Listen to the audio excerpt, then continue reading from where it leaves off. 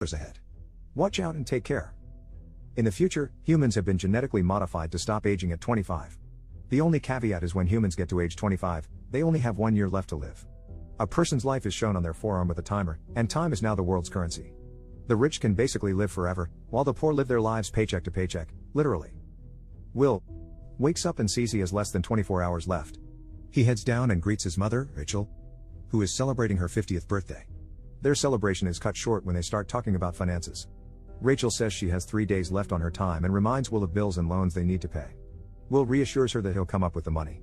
Rachel says she'll be away for 2 days working and she'll pay a loan. She tells Will he has to meet with her at a bus station so he can give her more time. She then hands Will 30 minutes so he can pay for a decent lunch. Will kisses her goodbye before heading to work. On his way to work, Will runs into a kid, Maya.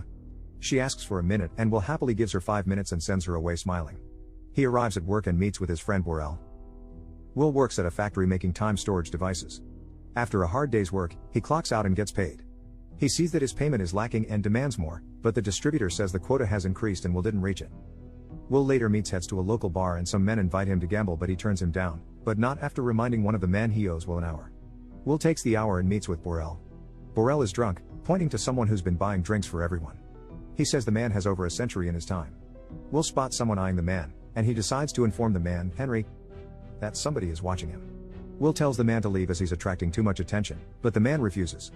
A group of men enters and everyone at the bar is suddenly rushing out. Borel tells Will that they're Minutemen, gangsters who rob and extort. Borel pulls Will away, but Will intends to stay and watch. He assures Borel that he wouldn't do anything stupid, and Borel leaves him. The leader, Fortis, tells Henry he wants his time and even offers Henry the chance to fight for it. Henry appears nauseous and heads to the bathroom. He vomits while a Minuteman keeps watches. Will suddenly bursts in, knocks the guy out, and takes Henry with him. Will and Henry run out and Fortis and his men chase after them. They manage to escape after climbing over a gate and hiding inside an abandoned building. The Minutemen are close behind and almost find them, but eventually give up their chase when one of the men tells Fortis that he recognized Will. Will and Henry get acquainted, and Henry reveals he's 105 years old. He says his mind is fatigued, and he desires death, explaining his rash behavior. Will gets mad, considering that he and his mother have to work several jobs just to live another day. Henry then reveals the secrets of their horrific world. Rich people increase the cost of living so that poor people keep dying, and, in turn, more time goes to the rich. The reality is that there is more than enough time for everyone. However, greed and lust for immortality blind the rich and powerful. Henry asks Will what he'll do if he had the same amount of time as him. Will answers that if he has that time, he will not waste it like Henry. Henry thinks about what Will says, and the two get rest. Morning comes, and Henry decides to give all but 5 minutes of his time to a sleeping Will. After a while, Will wakes up and discovers he is over a century in his time. He looks for Henry and sees him sitting atop a bridge. As Henry's final seconds count down, and he smiles falls into the river. Later, Will heads to Borel and sees Borel's wife, Greta, holding their newborn baby. Will asks for Borel, and he reveals to him the time he has. Will talks about the events of the night before, and Borel asks what he plans to do. Now that he has learned the truth, Will intends to bring justice. Before leaving, Will gives Borel. With his fortune, Borel eyes the bar on the other side of the street. Meanwhile, Rachel pays a loan of 2 days and attempts to ride the bus but finds that she can't afford the fare as the prices have gone up. She pleads to the driver and the passengers, but everyone looks away. Feeling desperate, she starts running. The two are in a race against time, and with every second and every step, death draws closer for Rachel. Finally, they see each other. They run as fast as they can, but death beats Rachel and Will. A lifeless Rachel falls into Will's arms. Will weeps, knowing they were mere seconds away from living the life they've always wanted. Will now has all the time he's ever wanted, but his mother has none. The following day, timekeepers retrieve Henry's body from the river. Raymond, the senior timekeeper, and Jaeger, his junior, investigate the scene. As they're about to leave, Raymond sees a camera on top of the bridge. Meanwhile, Will sits inside a car wearing a new suit and a new look on his face. They leave the time zone, a border that separates the different social classes. On his trip, they pass multiple borders, paying a toll fee that increases with each one. The last border costs Will a year, and the driver welcomes him to the city of New Greenwich. The driver asks Will what his true intentions are for coming to New Greenwich, and Will answers he wants to make the people of New Greenwich pay. The city is entirely different from what Will is used to. As he exits the car, he immediately starts running, still used to living with little time. He looks at his arm and starts acting more like a person who has all the time in the world. However, he already caught the attention of a woman named Sylvia. Will enters a hotel and asks for a suite. In his luxurious room, Will wakes up still with 105 years. Even though he lies down in the comfiest of beds in a room with the best view, the untimely death of his mom still haunts him. For the first time in his life, he experiences gourmet food and drinks. He pays for his meal and tips the waitress a week. The waitress notices that Will doesn't act like everyone else, saying he does everything a little too fast. Will cheekily replies that he doesn't finish fast in the things that matter. Will plans to enter the casino, but first, he has to have a wardrobe change. In the timekeeper's headquarters, they see Will in the surveillance footage. Yeager reports that a man crossed numerous borders going to New Greenwich. They gather more information about Will on the computer, and Raymond states that he knows Will's father. Will enters a casino and sits at a poker table. As the dealer deals, Philippe, a billionaire with eons in his time, acquaints himself with Will. Will's winnings after a few rounds of poker amounts to over 2 centuries. Philippe increases the pot by 50 years. Despite this, Will calls with total confidence, and the river turns out to be the 6 of diamonds. Will's focus shifts from the game to the lovely dame, Sylvia, who sits beside Philippe. Philippe rolls up his sleeves, revealing almost 10 millennia's worth of time. He then talks about the immeasurable gap between the poor and the rich, justifying it as natural selection. He raises 2 more centuries. Will bites and calls, leaving his arm with a mere 30 seconds left. The outcome favors Will, and he receives a millennium. This brought a thrill to Philippe's dull life. He notices Will looking at Sylvia and asks if he thinks she's his grandmother, mother, or wife. Will simply says that she's beautiful. Philippe introduces her as his daughter, and she invites him to a party. The next day, Will purchases a brand new car with his winnings, which he drives to Philippe's mansion. There he's introduced to 3 generations of women that look as if they're sisters. Will looks out of place among the high-class crowd. Sylvia approaches and saves him from a lonely night. They get to know more about one another, and their conversation leads them to the dance floor. She asks him if he comes from the ghetto, but Will neither admits nor denies her claims. Sylvia opens up to him about her meaningless life and how the time that she is shackles her when it's supposed to grant her freedom. While this is happening, Philippe and her wife stare at the two with watchful eyes, causing Will to lead Sylvia outside to the beach. Will and Sylvia undress and dives into the waters. They float on the ocean, naked and inches apart, with the moonlight glowing on their arms. Sylvia distances herself, but the waves push her closer to him. Suddenly, someone calls out from the shore, disrupting the romantic moment. They return, and Philippe asks Will to join him for a game of poker. However, the timekeepers barge in and confront Will. They sit him in an office, and Raymond introduces himself. He asks him why he's in New Greenwich and how he has over a millennium's worth of time. Will answers honestly and says that Henry gave it to him, committing suicide in the process. Raymond doubts his explanation, confiscates his time, and arrests him. As he leaves, Will asks him why he investigates suicide when murders happen in the ghetto every day. Raymond is astounded by his statement as it reminds him of Will's father. Will then attacks the timekeepers guarding him and rushes out to hold Sylvia hostage. They enter through the kitchen, and the two drive off on his car. A car chase occurs, and Raymond rams Will's car, causing them to lose control. Will expertly maneuvers while in reverse, barely dodging an incoming truck.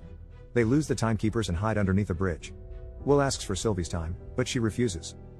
Morning comes, and they drive along the highways and run over traffic spikes. The tire punctures, and they crash. Fortis and his men approach the unconscious couple. He siphons time from Sylvia, but they leave in a hurry, leaving her with 30 minutes. Will gives her a few minutes, and they run off to get more time. With 3 minutes left, Will knocks on Borel's door. Greta answers and informs Will that Borel has died due to alcohol poisoning. Sylvia is in distress as she only has a handful of minutes left. Will notices her earring, and they rush to the jewelry dealer. Seeing that they're desperate, he underpays them and offers only 2 days. Will accepts, and they immediately hide as they hear the timekeeper's sirens. They walk through the city, talking about Sylvia's family business. Will asks how much they're worth, and she replies it's too much, to the point that knowing it won't matter. Will calls Raymond and asks for Philippe to transfer 1,000 years to the ghetto city in exchange for Sylvia. Raymond warns him that if he continues, he'll end up dead like his father. Will says his father died fighting someone, but Raymond says Will's father was doing something more dangerous. Night arrives, and Sylvia makes herself at home at Will's apartment. She asks about his family, and Will opens up about her mother's passing. He reminisces about his father and how he was a gambler like him but on a different game. His father would play a game akin to gambling, but using his time. His father won a lot, but his acts of generosity caused his death. They find out they're around the same age, and their bond grows stronger as they share more about each other's past. Morning comes, and he observes if Philippe holds up his end of the deal. Will sees no time transfers, leaving Sylvia disappointed with her father. Despite not receiving the time, Will still intends to let Sylvia go. He escorts her to the phone booth, giving her a gun as a farewell gift, and she returns the favor with a kiss. She calls her father and berates him for not delivering what Will wants. As they talk, Will is behind her, oblivious of Raymond pointing a gun at him. Sylvia turns and sees Raymond, and without hesitation, she shoots him. Will points a gun at a bleeding Raymond, but instead of taking his time, he gives some to Raymond, and the two drive off using his car. The two are parked on the side of the main road, and Sylvia asks if he has any plans. Since they're in a cop car, they play the part of a timekeeper, blocking an unfortunate driver. Sylvia gets too comfortable with the gun and fires a shot, scaring Will and the driver. They steal from the passenger and leaves with the new vehicle. Later that day, the two sit in the back seat and watch the news about them. Will states that she can still return to her father, But Sylvia doesn't want to return to her boring life. Will leans in for another kiss, now having time to do more than just that. In his office, Philippe talks to his partners and assures them that he didn't pay the ransom. They doubt his capabilities to resolve this issue, but Raymond enters the room before Philippe gets a chance to explain himself. He tells Philippe about her daughter not wanting to be rescued.